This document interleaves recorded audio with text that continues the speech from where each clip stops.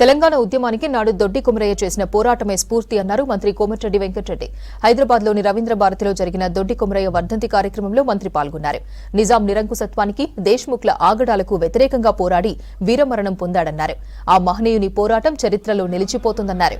సీఎంతో మాట్లాడి హైదరాబాద్లో దొడ్డి కుమరయ్య విగ్రహాన్ని ఏర్పాటు చేస్తామన్నారు మంత్రి.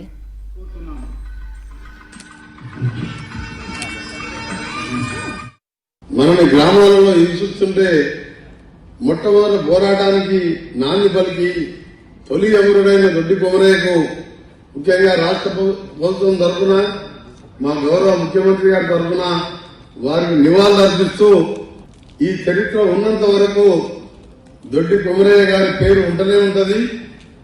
ఎందుకంటే 19 సంవత్సరాలకే అమరుడై ఆ తర్వాత ఆ ఉద్యమం ఉవ్వెత్తున లేచి ఈ రోజు తెలంగాణ రాష్ట్రం వచ్చిందంటే ఆ రోజు దొడ్డి కుమరయ్య గారు చూపిన ధైర్య సాహసాలతో పాటు ప్రాణాలు కూడా వదిలిపెట్టి చిన్నతనంలోనే ఎంతో మంది లక్షలాది మంది రాజకీయ సాగ పోరాటంలో పాల్గొని నిజాముని గద్దె దిగేలాగా చేసిన దొడ్డి కుమరయ్య నిజమైన తెలంగాణ ఉద్యమకారుడు. ఇలా తెలంగాణ రాష్ట్ర ప్రభుత్వం తప్పకుండా ఆయన జయంతి ఉత్సవాలని గౌరవ ముఖ్యమంత్రి గారితో కోరి నేను మా గౌరవ శాసనసభ్యులు